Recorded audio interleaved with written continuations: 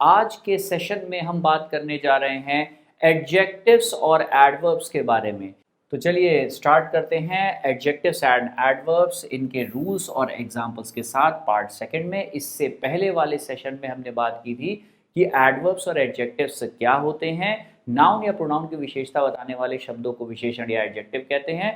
क्रिया की विशेषता बताने वाले जो शब्द होते हैं उन शब्दों को हम कहते हैं एडवर्ब्स। ठीक है, तो एडवर्ब्स और एडजेक्टिव्स दोनों ही विशेषता बताने वाले शब्द होते हैं।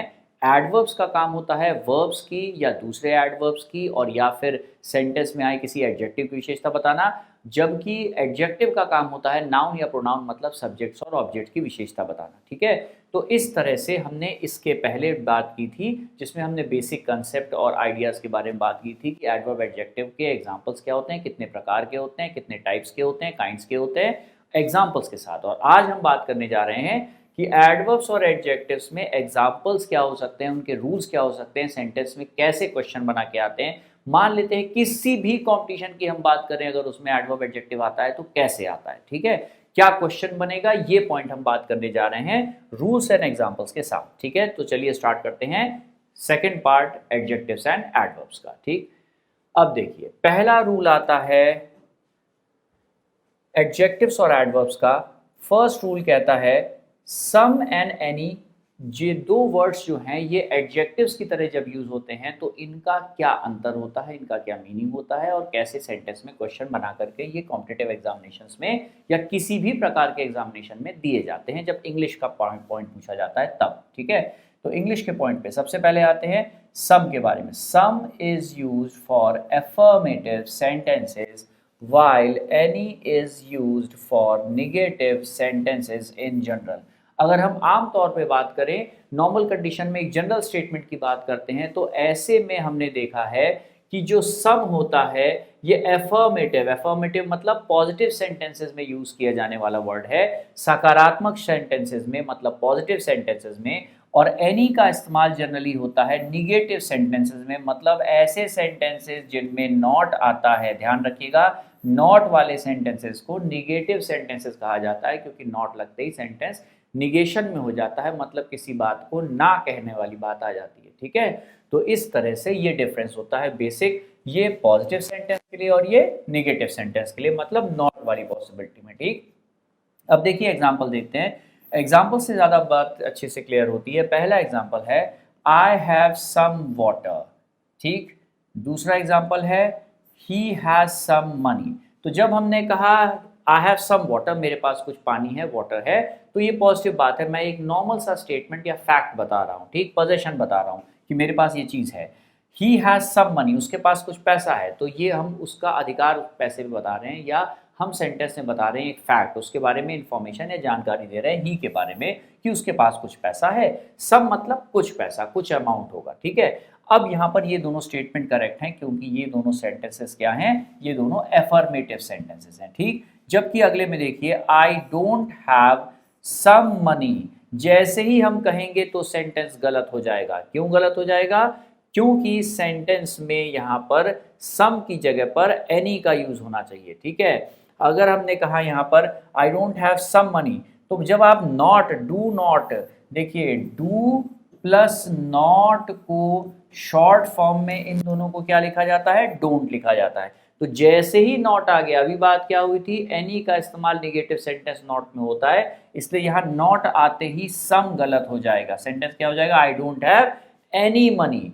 तो जैसे ही सम मनी गलत होगा, सही क्या हो जाएगा, एनी मनी हो जाना चाहिए। ठीक है, यहां पर सम की जगह पर क्या आ जाएगा, एनी आ जाएगा। ठीक, क्योंकि नकारात्मक बातों के लिए नॉट के आते ही सम की जगह पर हम एनी को प्रेफरेंस देते हैं।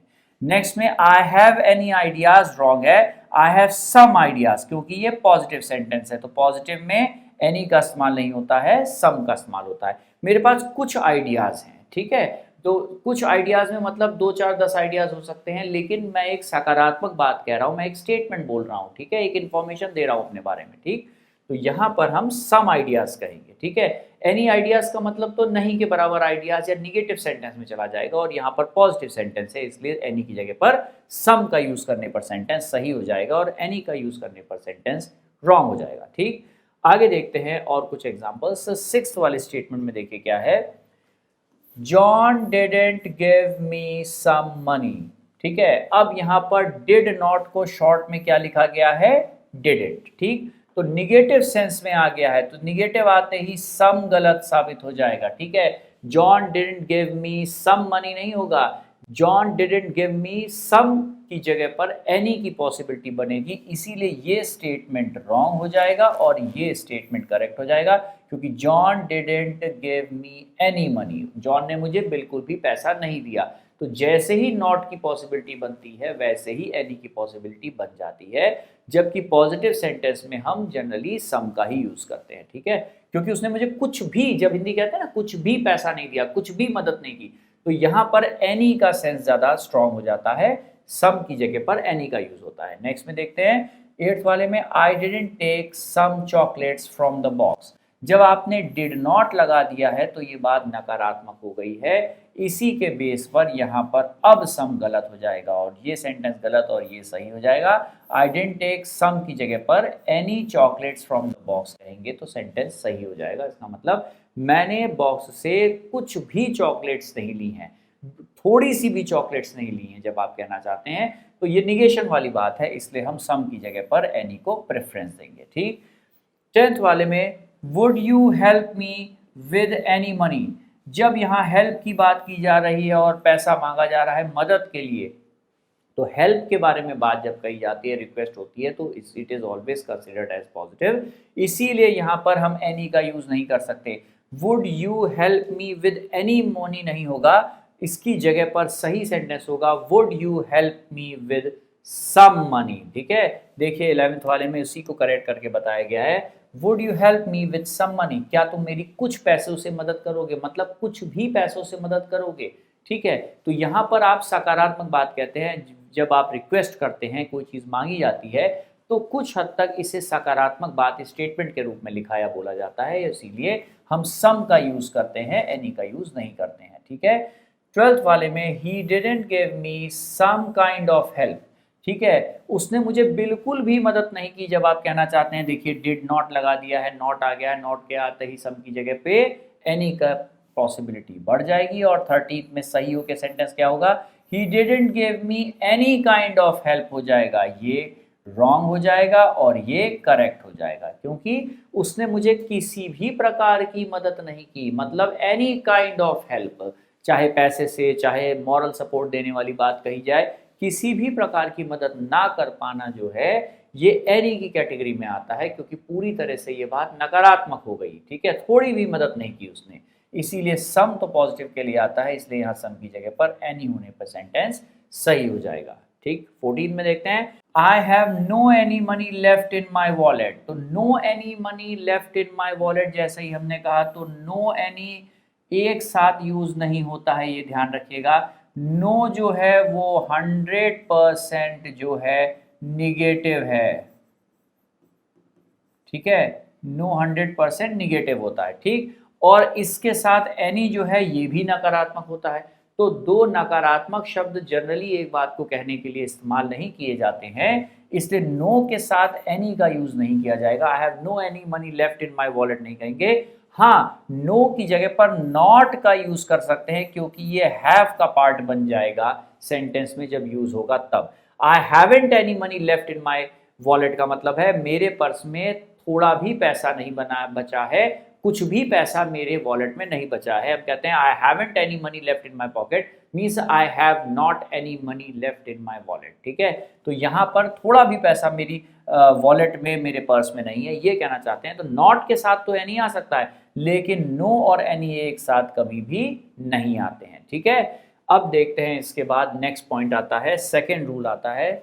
सेकेंड रूल है difference between much and many. ठीक है, ये दोनों एडजेक्टिव्स हैं और दोनों ही मात्रा या अमाउंट या नंबर्स बताने का काम करते हैं और एक से ज़्यादा के सेंस में आते हैं, लेकिन दोनों के अपने अपने रूल्स हैं और उनके रूल्स के बेस पर क्वेश्चन होता है। तो मच और मैनी के बारे में सबसे इंपॉर्टेंट बात, सबसे सिंपल बात, पहली बात ये आती है कि much is used for quantity. ठीक है, अनकाउंटेबल नाउन्स के साथ हम मच का यूज करते हैं। मच का यूज किया जाता है अनकाउंटेबल नाउन्स के साथ, मतलब जैसे मटेरियल नाउन हो गया, एब्स्ट्रैक्ट नाउन हो गया, इनके साथ हम मच का यूज करते हैं। And many is use with numbers that is countable nouns. Countable nouns का क्या मतलब हो गया? कॉमन नाउन्स के साथ यूज करते हैं, ठीक है। कॉमन या काउंटेबल नाउन्स जिन चीजों को फिंगर टिप्स पे काउंट किया जा सकता है उनके साथ हम यूज करते हैं, मैनी का इस्तेमाल करते हैं, ठीक है। मच क्वांटिटी अनकाउंटेबल, मैनी संख्या या काउंटेबल नाउन्स के साथ आता है। इसी डिफरेंस को अगर ऑपोजिट कर देंगे तो किसी कॉम्पिटिशन के एग्जामिनेशन का एडजेक्टिव का क्वेश्चन बन जाएगा, ठीक है। देखिए, I don't know how many money he has, तो यहां पर मनी आपने बोला, मनी क्या है? मनी एक अनकाउंटेबल नाउन है और अनकाउंटेबल नाउन के साथ मच का यूज होता है क्योंकि ये मात्रा में होता है, इसीलिए इसे मात्रा में माना गया है इंग्लिश में। इसीलिए सेंटेंस क्या हो जाएगा? I don't know how much money he has, ठीक है। मुझे नहीं पता उसके पास कितना पैसा है, ठीक है। क्वांटिटी उसके पास कितने हैं पैसे की, ये बात मुझे पता नहीं है, इसीलिए यहाँ पर मैनी की जगह पे मच का यूज किया जाएगा। एक बार और ध्यान रखिएगा, currency notes common countable noun होते हैं, उनके साथ मैनी आ सकता है, लेकिन मनी एक अनकाउंटेबल नाउन है। वर्ल्ड की सारी करेंसीज मिला करके वेल्थ जो है वो मनी वर्ड के अंतर्गत ही आएगी। इसी वजह से यहां पर मैनी की जगह पे मच ही आएगा क्योंकि ये अनकाउंटेबल है, ठीक। नेक्स्ट में मैनी वाटर हैज इवेपोरेटेड, तो यहाँ पर वाटर है, वाटर क्या है? अनकाउंटेबल नाउन है, तो उसकी संख्या में नहीं मात्रा में अर्जित किया जाता है पानी, इसीलिए वाटर के साथ यहाँ पर मैनी का यूज नहीं किया जाएगा। मैनी वाटर को अनकाउंटेबल नाउन को नहीं रिफर करने वाला एडजेक्टिव हो सकता है, इसलिए इसकी जगह पर मच का यूज करेंगे हम वाटर के साथ, ठीक है। इसीलिए सेंटेंस में यहाँ पर जो है आप देख रहे हैं कि इस पॉइंट पे अगर हम बात करते हैं तो वाटर के साथ सही जो एडजेक्टिव बैठेगा वो बैठेगा मच, ठीक है। तो ये करेक्ट हो जाएगा और ये होने पर ये गलत हो जाएगा, ठीक है। ये बात समझ में आई कि वाटर अनकाउंटेबल था तो उसके साथ मच आ गया और मैनी आते ही गलत हो गया। अब देखते हैं नेक्स्ट पॉइंट, इसमें जो है मच के बारे में एक और पॉइंट अभी बात कर लेते हैं। देखिए, कुछ पॉइंट्स और हैं मच के बारे में, मैनी के बारे में, जैसे थर्ड वाले स्टेटमेंट में much people are still honest. अब पीपल तो क्या है? ये कॉमन नाउन हो गया, ठीक।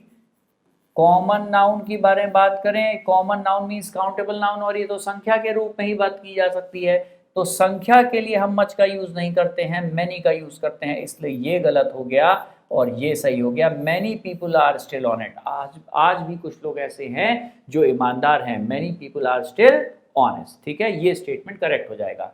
फिफ्थ वाले में how much books have been sold, अभी तक कितनी बुक्स बिकी हैं, तो बुक्स जो हो गया ये हो गया कॉमन या काउंटेबल नाउन हो गया, और ये अमाउंट के रूप में नहीं होता है, संख्या के रूप में होता है, क्योंकि बुक्स को आप काउंट कर सकते हैं। इसीलिए यहाँ मच की जगह पर क्या होगा? How many books have been sold, कितनी बुक्स अब तक बेची जा चुकी हैं या बिक चुकी हैं, ठीक है। तो यहाँ पर मैनी सही और मच गलत, क्योंकि ये काउंटेबल नाउन के साथ मैनी आता है, मच नहीं आता है, ठीक। सेवेंथ में देखिए, he asked much questions today, तो यहाँ मच क्वेश्चंस नहीं, क्वेश्चंस अगेन क्या हो गया? That is again countable noun, और क्वेश्चंस क्योंकि क्वेश्चंस को हम काउंट कर सकते हैं, तो क्वेश्चंस क्या हो गए? काउंटेबल नाउन हो गए। काउंटेबल नाउन के साथ क्या आता है? मैनी आता है, इसलिए सही स्टेटमेंट क्या होगा? He asked many questions today, आज उसने बहुत सारे क्वेश्चंस को पूछा था, ठीक है। 2, 4, 10 जो भी होंगे संख्या के रूप में होंगे, इसलिए काउंटेबल है तो मैनी आएगा। नाइन्थ वाले में too many caffeine is not good for health, caffeine वो एक एलिमेंट होता है जो कॉफ़ी में पाया जाता है, ठीक है। कॉफ़ी बीन्स जो होती है कैफीन की बनी होती हैं, कैफीन ज़रूरत से ज़्यादा हेल्थ के लिए हानिकारक होता है, ये सेंटेंस का मीनिंग है। और यहाँ पर जब कैफीन जो है ये अमाउंट में होता है, जैसे शुगर है, कॉफ़ी है, टी है, मिल्क है, ये सारी चीज़ें मिक्स करके घोल करके जो है एक ड्रिंक के रूप में ली जाती हैं, खाई जाती हैं, पी जाती हैं, तो इस वजह से हम इनको जो है हमेशा अनकाउंटेबल नाउन मानते हैं, और अनकाउंटेबल नाउन के साथ मैनी की जगह पे मच का यूज होता है। इसीलिए टू मच कैफीन मतलब एक ज्यादा मात्रा में कैफीन को लेना is not good for health होना चाहिए, और मच यहाँ पर गलत और मैनी यहाँ पर सही हो जाएगा, ठीक है। आई होप यहाँ तक आपको समझ में आ रहा है मच और मैनी का डिफरेंस, ठीक। अब आगे चलते हैं, इसके बाद नेक्स्ट पॉइंट देखते हैं। रूल नंबर 3 क्या दिखाता है, क्या बोलता है, ये बहुत इंपॉर्टेंट पार्ट है, ध्यान रखिएगा। बहुत ज़्यादा क्वेश्चंस आते हैं लिटिल, अ लिटिल और द लिटिल इस कैटेगरी के एडजेक्टिव से बहुत क्वेश्चंस आते हैं। ध्यान से देखिएगा कैसे। रूल ये कहता है little, a little and the little, ये तीनों वर्ड्स का मतलब क्या है और क्या इनके रूल हैं। These are adjectives and are used with uncountable nouns. Uncountable nouns मतलब अमाउंट बताने वाली चीज़ों जैसे वाटर हो गया, कॉफ़ी हो गया, टी हो गया, मिल्क हो गया, ठीक है, इंफॉर्मेशन हो गया, बैगेज हो गया, लगेज हो गया। ऐसे वर्ड जो अनकाउंटेबल नाउन्स होते हैं जिनको हम प्लूरल जनरली नहीं लिखते हैं, उनके साथ ये वर्ड्स यूज़ किए जाते हैं। और ये एडजेक्टिव्स अनकाउंटेबल नाउन्स के साथ आते हैं और सबके अलग अलग मतलब होते हैं। इन्हीं पे क्वेश्चन आता है। जैसे लिटिल का मतलब होता है अमाउंट में नेग्लिजिबल होना, मतलब नगण्य होना, या हम कह सकते हैं नहीं के बराबर मौजूद होना, नियर टू जीरो, या तकरीबन कोई चीज इतनी कम है मात्रा में मौजूद कि उसका होना या ना होना बराबर है, तो हम कहते हैं अमाउंट में कितनी है, लिटिल है। दूसरा पॉइंट, अगर हम कहते हैं लिटिल की जगह उसके पहले अ लगा देंगे तो अ लिटिल का मतलब हो जाएगा सम अमाउंट। सम अमाउंट मतलब पॉजिटिव अमाउंट, ठीक है। लिटिल निगेटिव है और अ लिटिल पॉजिटिव माना गया है। जैसे कि हम कहते हैं थोड़ा अमाउंट है, पूरी बहुत ज्यादा नहीं है लेकिन थोड़ा है, किसी भी चीज का अमाउंट, चाहे वाटर का हो, चाहे किसी लिक्विड का हो, चाहे मनी का हो। आपने कहा थोड़ा बचा है, मतलब कुछ जरूर है, बिल्कुल जीरो नहीं है अमाउंट में, तो इसको हम अ लिटिल कहते हैं, सम अमाउंट।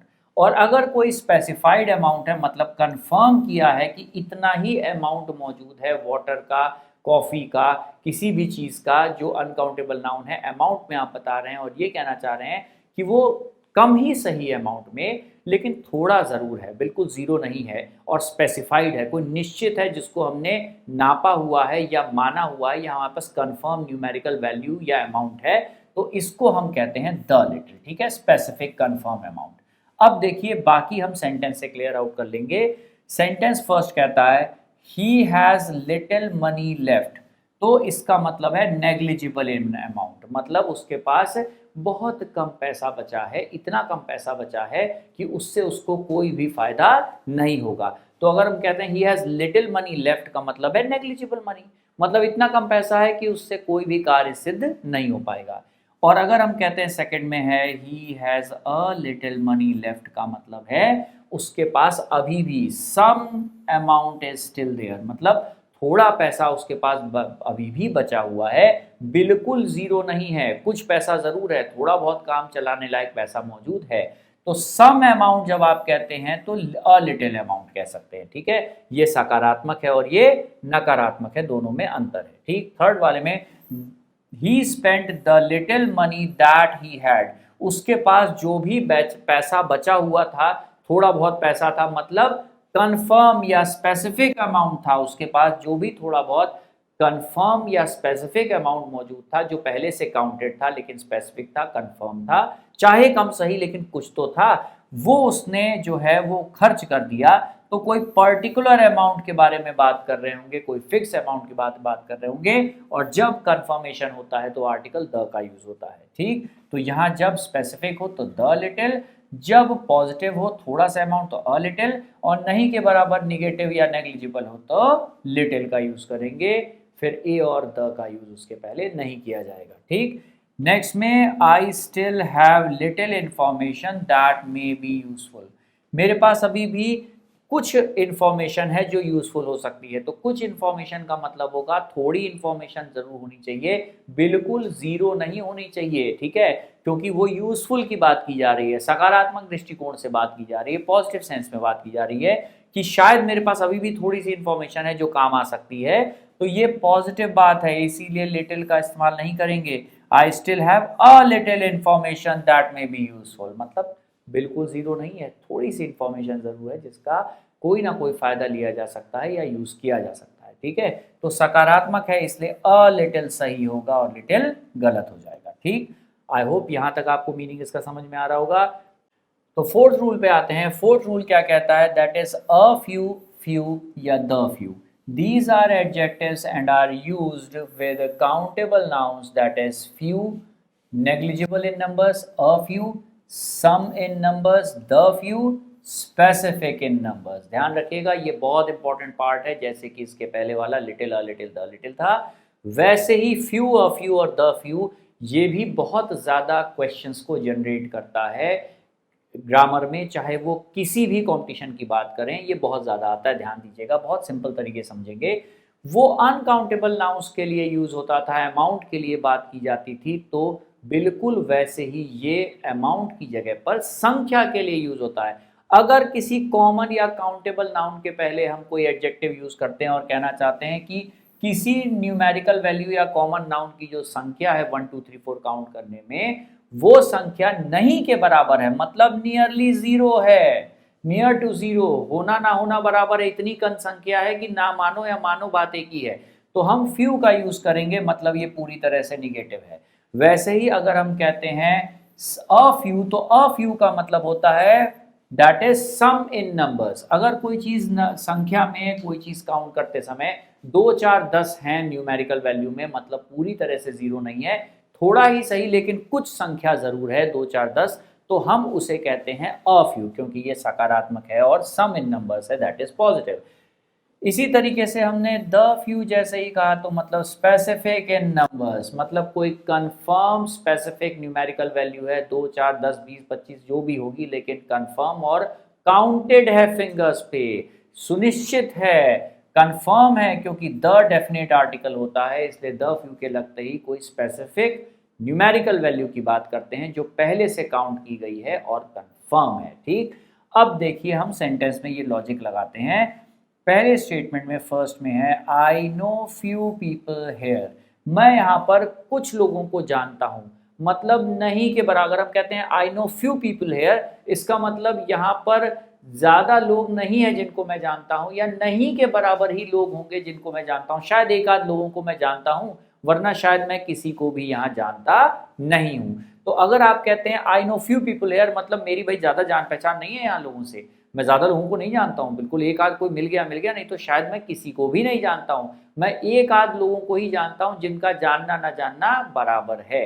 तो ये नकारात्मक बात हो गई, तो हमने फ्यू का यूज किया। इसी में सेंटेंस में देखिए, यहाँ पर ध्यान से देखिए, सेकंड वाले में क्या आ गया, still, I still know a few people here, मैं अभी भी कुछ लोगों को जानता हूं। यहां पर देखिए मीनिंग किसका आ गया, सम का, मतलब अभी भी थोड़े लोग, 2 4 लोग ऐसे जरूर हैं यहाँ पर जिनको मैं जानता हूं, मतलब कुछ लोग ऐसे जरूर हैं जिनकी जानकारी मेरे पास है, तो मैं पूरी तरीके से इस जगह पे एक स्ट्रेंजर नहीं हूँ, कुछ लोगों को अभी भी मैं जानता हूँ यहाँ जो काम आ सकते हैं या जिनसे कोई मदद ली जा सकती है।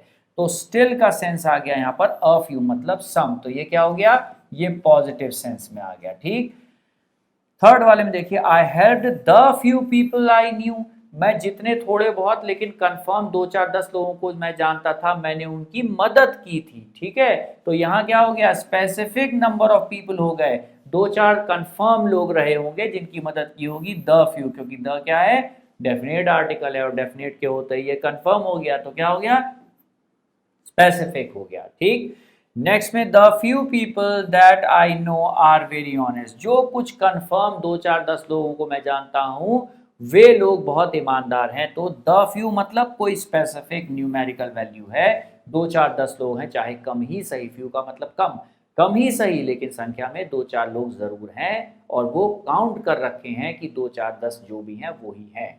ठीक है, तो दैट इज द फ्यू का मतलब स्पेसिफिक न्यूमेरिकल वैल्यू, और कंफर्म न्यूमेरिकल वैल्यू के लिए हम द का यूज करते हैं फ्यू के पहले। ठीक, अब इसके बाद देखते हैं नेक्स्ट रूल आता है। देखिए फिफ्थ रूल क्या कहता है, आइदर और नाइदर जो वर्ड्स हैं, these adjectives are used to select one out of two given options. Either means one out of the two, while neither means not even one out of the two। Sentence में ध्यान रखिएगा, either और neither का मतलब होता है कि जब दो लोगों में से किसी एक का चुनाव करना हो तो हम आइदर एडजेक्टिव यूज करते हैं, और अगर दो में से किसी एक का चुनाव भी नहीं करना होता है तो हम नाइदर का यूज करते हैं। मतलब हम कहते हैं दो में से एक को हमने सेलेक्ट किया तो नाइदर, और अगर हमने कहा दो में से एक को भी सेलेक्ट नहीं किया तो क्या हो गया, नाइदर हो गया। ठीक है, not even one of the to that is neither, and not one out of the to, अगर हम कहते हैं कि दो में से कोई एक तो फिर हम यूज करते हैं आइदर का। ठीक, ये पॉजिटिव सेंस में आता है और ये निगेटिव सेंस में आता है। ठीक है, ये दोनों एडजेक्टिव्स हैं जो दो में से एक की चॉइस करते हैं। एक दो में से एक को सेलेक्ट करता है और एक दो में से एक को भी सेलेक्ट नहीं करता है। लेकिन एम्फोसिस या जोर किस पे होता है? दोनों में वन पे होता है। टोटल कितना होते हैं? दो से बात की जाती है। ठीक है, अब देखिए एग्जाम्पल में बात क्लियर होती है। फर्स्ट क्या कहता है? Either idea is good. कोई भी एक आइडिया सेलेक्ट कर लो जो सही है। तो आइदर के बाद देखिएगा नाउन हमेशा क्या होता है? सिंगुलर होता है। ठीक है, सिंगुलर नाउन आता है इसके तुरंत बाद। अगले में देखिए आइदर ऑफ और उसके अगले में नाइदर ऑफ। ध्यान रखिएगा ये दोनों में ऑफ लगने पर ये क्या बताएंगे? चॉइस। और चॉइस के आते ही ध्यान रखिएगा हमने ये बात सब्जेक्ट वर्ब अग्रीमेंट वाले पॉइंट पे भी देखी थी कि आइदर ऑफ नाइदर ऑफ के बाद नाउन हमेशा प्लूरल ही सही होगा क्योंकि चॉइस कर रहा है। और चॉइस के लिए मिनिमम कितनी चीजें होनी चाहिए? दो या दो से ज्यादा होती है तभी चॉइस पॉसिबल है। इस वजह से आइदर ऑफ द बुक्स में से टोटल नाउन तो प्लूरल है, लेकिन आइदर का मतलब क्या है? दो में से एक की चॉइस, इसीलिए वर्ब क्या हो गया? वर्ब हमेशा सिंगुलर हो जाएगा। वैसे ही neither of the two student मतलब दो स्टूडेंट में से कोई एक, तो इसमें से दो में से एक की चॉइस की जा रही है, इसीलिए वर्ब देखिए कैसा हो गया है? सिंगुलर हो गया है। ठीक है, neither of the to students is absent. दो में से कोई स्टूडेंट भी एक ऐसा नहीं है जो एब्सेंट रहा हो, मतलब दोनों के दोनों प्रेजेंट है। नेक्स्ट में either of the to mobiles has all the features. दोनों में से कोई भी एक मोबाइल आप सेलेक्ट कर लिए, दोनों में सारे फीचर्स हैं। ठीक है, तो यहां देखिए आइदर ऑफ में भी नाउन प्लूरल आ गया लेकिन वर्ब क्या हो गया? सिंगुलर हो गया। ठीक, ये लॉजिक याद रखिएगा, इस पे भी क्वेश्चन आता है। ये था आइदर और नाइदर का रूल। ठीक है, इसके बाद आते हैं 6 नंबर के रूल पे, that is order of numerical adjectives. तो न्यूमेरिकल एडजेक्टिव्स के ऑर्डर के बारे में इसके बाद हम बात करेंगे, जो कि क्या है? When ordinals that is first second third etcetera and cardinals that is 1 2 3 etcetera are used together, the ordinals are used before the cardinals. होता क्या है कि जब न्यूमेरिकल वैल्यूज को बताने वाले एडजेक्टिव्स यूज होते हैं तो ऐसे एडजेक्टिव्स दो प्रकार के होते हैं। एक होता है ऑर्डिनल और दूसरा होता है कार्डिनल। जब हम सेंटेंस में कहते हैं 1 2 3 4 5 6 7 8 9 10, तो ये सब क्या कहलाते हैं? ये सब कहलाते हैं कार्डिनल्स, मतलब एग्जैक्ट न्यूमेरिकल वैल्यूज 1 2 3 4 5 6। जबकि इसके मुकाबले में जब आधा न्यूमेरिकल वैल्यू और आधा अल्फाबेट यूज करते हैं, जैसे फर्स्ट तो एस लगा है, सेकेंड तो एनडी लगा है, थर्ड तो आरडी लगा है, फोर्थ तो टीएच लगा है।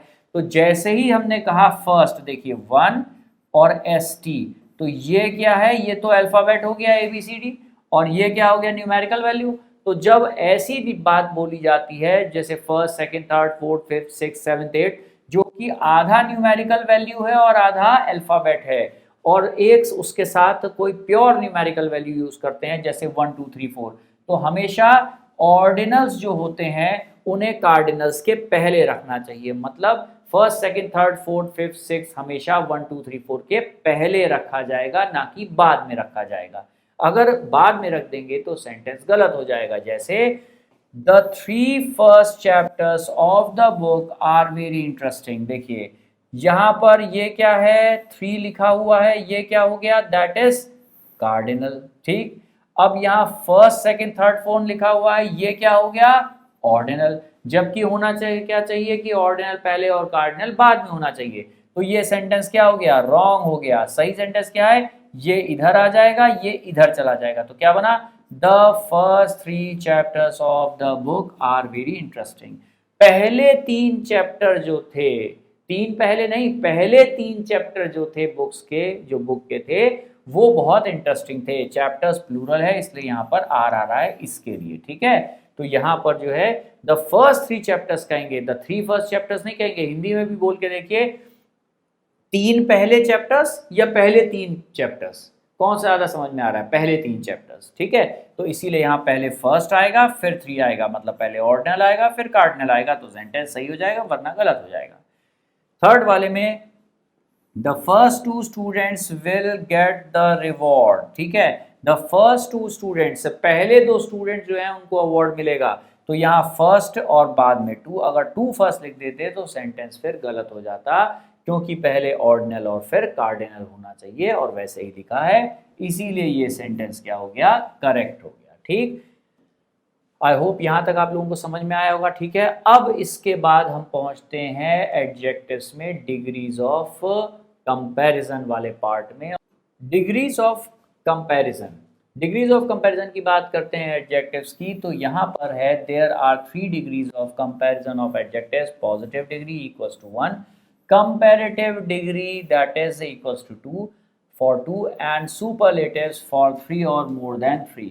ऐसा होता है जब कोई विशेषण मतलब एडजेक्टिव किसी नाउन प्रोनाउन की विशेषता बताने का काम करता है, तो ये काम वो जो एडजेक्टिव होता है, विशेषण होता है, वो 3 प्रकार से करता है। अगर किसी एक पर्टिकुलर व्यक्ति, वस्तु या जगह की विशेषता बतानी हो तो उस एडजेक्टिव या विशेषण को हम कहते हैं कि ये सकारात्मक नहीं, पॉजिटिव डिग्री का एडजेक्टिव है। ध्यान रखिएगा, पॉजिटिव का मतलब यहाँ सकारात्मक नहीं है। पॉजिटिव का मतलब क्या है, इक्वल्स टू 1।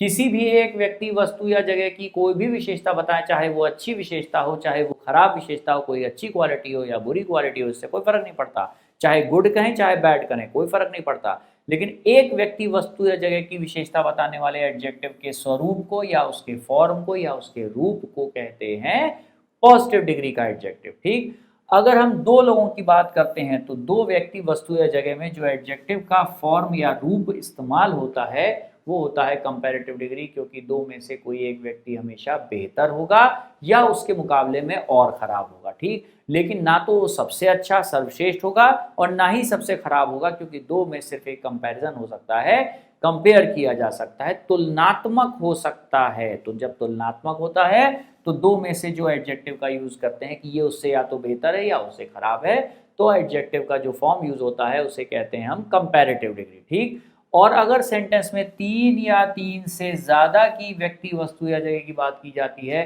तो 3 या 3 से ज्यादा व्यक्ति, वस्तु या जगह के बारे में कहते समय या तो कोई एक व्यक्ति, वस्तु या जगह बाकी के दो से बेहतर होगा, सबसे ज्यादा अच्छा होगा, या सबसे ज्यादा खराब होगा। तो ऐसे में 3 या 3 से ज्यादा के लिए जब भी बोला जाता है तो या तो कोई व्यक्ति, वस्तु या जगह सबसे बेहतर या सबसे खराब है, तो यहाँ पर सबसे बेहतर या सबसे खराब के लिए सुपरलेटिव एडजेक्टिव है, मतलब किसी क्वालिटी का हाईएस्ट लेवल उससे ज्यादा और हाईएस्ट लेवल नहीं हो सकता। ठीक, तो ऐसे 3 बनाए गए। जैसे पहले में एग्जांपल देखते हैं फर्स्ट वाले में। फर्स्ट स्टेटमेंट क्या कहता है, John is a good man, तो हमने एक ही व्यक्ति के लिए कहा, दैट इज इक्वल्स टू 1, तो हमने क्या यूज किया, good, first degree of adjective. दूसरे में देखिए सेकंड में, John is better than his brother. अब यहाँ कितने लोग हो गए, एक जॉन हो गया और दूसरा हो गया उसके ब्रदर, तो दो लोगों में देन से कंपैरिजन हो गया। ध्यान रखिएगा, कंपैरिजन के लिए हम क्या यूज करते हैं, देन का यूज करते हैं। ठीक है, देन जो है वो कंपैरिजन को कंफर्म करता है, कंपैरिजन मींस देन। अब यहाँ पर जॉन अपने भाई से बेहतर है, तो जब हम कंपैरिजन कहते हैं उससे बेहतर है, मतलब सर्वश्रेष्ठ नहीं है, लेकिन जॉन अपने भाई के मुकाबले में बेहतर इंसान है किसी भी बात को लेकर के, तो यहां पर हम क्या कह रहे हैं, कंपैरिजन। तो क्या यूज किया है, गुड की जगह पर क्या आ गया, ये हट गया, इसकी क्या आ गया, बेटर आ गया। ठीक, उससे बेहतर, लेकिन सर्वश्रेष्ठ नहीं। थर्ड वाले में के सेंटेंस में क्या है, that is John is the best of all the 3 brothers. 3 भाई हैं, उन तीनों में जॉन सर्वश्रेष्ठ है, मतलब सबसे बेहतर है। तो यहाँ पर जब हमने जैसे ही देखिए 3 का जिक्र किया, तो यहाँ कौन सा एडजेक्टिव हो गया, गुड से बेटर बना, बेटर से होते हुए आकर के क्या बन गया, बेस्ट। ठीक है, तीनों भाई में जॉन सबसे बेहतर है। अब ये आप कहना चाह रहे हैं तो आपने सुपरलेटिव एडजेक्टिव का यूज किया, क्योंकि हमने क्या बात की थी, 3 या 3 से ज्यादा के लिए हम सुपरलेटिव एडजेक्टिव का ही यूज करते हैं। ठीक है, यहां तक बात समझ में आ गई। अब देखते हैं इसके एग्जाम्पल्स। तो अब यहां ध्यान से देखिएगा, जब मोस्ट ऑफ द एडजेक्टिव्स की बात जब की जाती है, एडजेक्टिव्स एंड विद ईआर या EST for comparative and superlative degree. अब जब मामला यहां पर आया कि एडजेक्टिव्स कितने प्रकार के होते हैं, तो यहां पर एक बात ये आ जाती है कि कौन कौन से एडजेक्टिव्स हो सकते हैं जो सुपरलेटिव और कंपैरेटिव में ले जाएं तो उनका स्वरूप या उनका रूप चेंज होगा या उनका फॉर्म चेंज होगा। तो हम कैसे कंफर्म करें कि क्या चेंज होगा। ठीक है, तो अब उसको चेंज करने के लिए हम क्या करते हैं, इस बात को किस तरह से एक्सप्लेन करते हैं, देखिए ध्यान से। यहां पर हमने देखा पॉजिटिव, कंपैरेटिव और सुपरलेटिव। पॉजिटिव का मतलब क्या हो गया, दैट इज हमने कहा अगर पॉजिटिव है तो दैट इज इक्वल्स टू 1। ठीक, यहां पर हमने कहा इक्वल्स टू 1 हो गया। ठीक, यहाँ पर क्या हो गया, इक्वल्स टू 2 हो गया, और यहाँ क्या हो गया, 3 और मोर देन, ठीक है, 3। जब ये बात करेंगे तो दैट इज हो गया सुपरलेटिव एडजेक्टिव। ठीक, अब ये बताया गया कि मैक्सिमम एडजेक्टिव्स जब कंपैरिजन सुपरलेटिव पॉजिटिव जाते हैं, पॉजिटिव से कंपैरेटिव, कंपैरेटिव से सुपरलेटिव बनते हैं, तो उनमें कुछ चेंज आता है। क्या चेंज आता है, तीनों को अलग अलग कैसे पहचानेंगे, ER या EST लगाया जाएगा। मैक्सिमम एडजेक्टिव्स का पॉजिटिव से कंपैरेटिव, कंपैरेटिव से सुपरलेटिव बनाना है, ठीक है, एक के लिए, दो के लिए, या तीन से ज्यादा के लिए, तो हम क्या यूज करेंगे, उनके बाद ER और EST लगाते हैं। जैसे टॉल का टॉलर, देखिए ER लग गया, और फिर क्या हो गया, टॉलेस्ट। वैसे हाई का हाइयर और हाईएस्ट, रिच का रिचर और रिचेस्ट, उसी तरह से ग्रेट का ग्रेटर और ग्रेटेस्ट, वैसे पुअर का पुअरर और पुअरेस्ट, वैसे ही क्लियर का क्लियरर और क्लियरेस्ट, वैसे ही डियर का डियरर और डियरेस्ट, स्मॉल का स्मॉलर और स्मॉलेस्ट हो गया, यंग, वैसी तरह से हमने कहा, रिपीट, लॉन्ग का लॉन्गर और लॉन्गेस्ट, और चीप का चीपर और चीपेस्ट हो गया। ठीक, यहां तक बात समझ में आई कि किस तरह से ER लगाते जा रहे हैं। एक व्यक्ति के बारे में बोल रहे हैं, दो के बारे में बोल रहे हैं, या दो से ज्यादा के बारे में बोल रहे हैं, इसी तरह से पॉजिटिव, कंपैरेटिव और सुपरलेटिव डिग्री बन गया। ठीक है, सबका। ठीक, अब यहां पर हम इसके बाद आते हैं नेक्स्ट पॉइंट पे कि इसके बाद और क्या क्या पॉसिबिलिटीज हो सकती है। तो देखिए इसके बाद नेक्स्ट पॉसिबिलिटी जो है क्या बनती है, कुछ एडजेक्टिव्स ऐसे होते हैं, ज्यादातर एडजेक्टिव्स ऐसे भी होते हैं, ठीक है, ending with ER EST for comparative superlative, जैसे कि हमने बात की थी। तो जितने हमने बताए थे उसके अलावा भी कुछ हैं, ये ऐसे कुछ एडजेक्टिव्स आते हैं। इसके पहले वाले में भी जो हमने डिस्कस किया था इसके जस्ट पहले, उसमें भी वही एडजेक्टिव्स है जिनमें ER EST लगा के उनको पॉजिटिव से कंपैरेटिव, कंपैरेटिव से सुपरलेटिव बनाया जाता है। ठीक, ये भी उसी तरीके के हैं, बस फर्क ये है, ये वो हैं जिनको पेपर में जो जितने प्रकार के कॉम्पिटिटिव एग्जामिनेशंस होते हैं इनमें इनके फॉर्म्स काफी पूछे गए हैं। ठीक है, तो इनके फॉर्म्स क्या हैं हमको ये भी देखना जरूरी है। तो चलिए इनको देख लेते हैं।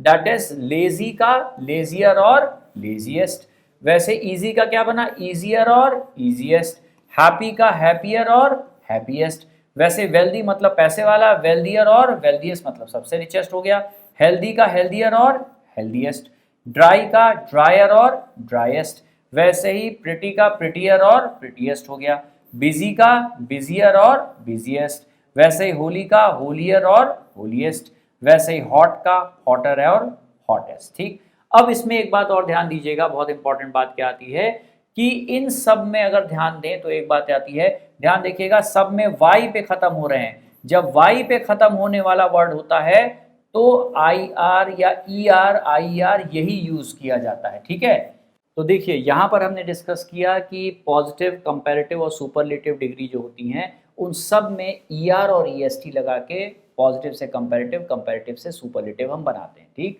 अब इसी में कुछ और पॉइंट्स भी हो सकते हैं जो और बहुत ज़्यादा कॉम्पिटिटिव एग्जामिनेशंस में आते हैं, या इससे रिलेटेड पॉइंट्स जो होते हैं इंग्लिश के बहुत इंपॉर्टेंट पॉइंट्स बनते हैं। तो कई और भी ऐसे हैं जिनमें ये बात होती है। Most of them are made by using ER and EST। ठीक है, तो अगले पॉइंट पे देखते हैं, कुछ और ऐसे एग्जाम्पल्स देख लेते हैं। देखिए यहाँ पर नेक्स्ट पॉइंट पे भी वही पॉइंट आ रहा है, बस हमें देखना है कि किस तरह से बन रहा है कि ER EST। देखिए लेजी का क्या हो गया, लेजियर और लेजीएस्ट, वैसे ही इजी का इजियर और इजीएस्ट, वैसे ही हैप्पी का हैप्पियर और हैप्पीएस्ट, वेल्दी मतलब पैसे वाला तो हमने कहा वेल्दियर और वेल्दीएस्ट, वैसे ही हेल्दी का हेल्दियर और हेल्दीएस्ट हो गया, वैसे ही ड्राई का ड्रायर और ड्राइएस्ट हो गया। ठीक, वैसे प्रिटी का प्रिटियर और प्रिटीएस्ट हो गया, वैसे ही बिजी का बिजियर और बिजिएस्ट हो गया, वैसे ही होली का होलियर और होलीएस्ट। यहाँ पर ध्यान रखिएगा ये होली त्यौहार वाला नहीं है, होलियर होलीएस्ट का मतलब है जो रिलीजियस से रिलेटेड होता है, रिलीजन से रिलेटेड होता है, उसे हम कहते हैं जो है होली है। ठीक है, जो बहुत प्योर है, बहुत अच्छा है, उसके सेंस में बोलते हैं। ठीक है, तो यहाँ पर नेक्स्ट आ गया हॉट का हॉटर और हॉटेस्ट हो गया। ठीक, अब ध्यान से देखिएगा, सब में आप देखिए क्या कॉमन है, यहाँ पर y है। मतलब ऐसे भी समझ सकते हैं कि जितने भी वर्ड्स y पे खत्म होते हैं जनरली इसको छोड़ करके यहाँ पर y पे खत्म होते हैं, उन सब में IER देखिए सब में लग रहा है। y की जगह पे क्या आ जाता है, IER का यूज किया जाता है पॉजिटिव से कंपैरेटिव बनाते समय। सबके सुपरलेटिव में आता है EST, देखिए EST सब EST में आ गए। ठीक, तो इस तरह से हमने देखा कि कितने तरीके के पॉजिटिव से कंपैरेटिव से सुपरलेटिव एडजेक्टिव्स को बनाया जाता है। ठीक है, तो आज के सेशन में हम यहीं तक बात को रखते हैं। नेक्स्ट सेशन में इसके आगे के अभी और भी कुछ पॉइंट्स बाकी रह गए हैं, कंपैरेटिव सुपरलेटिव कैसे डिग्रीज बनती हैं, और भी कुछ पॉइंट्स हैं, वो हम नेक्स्ट क्लास में डिस्कस करेंगे। ठीक है, तो आज के लिए इतना ही। Thank you everybody and take care.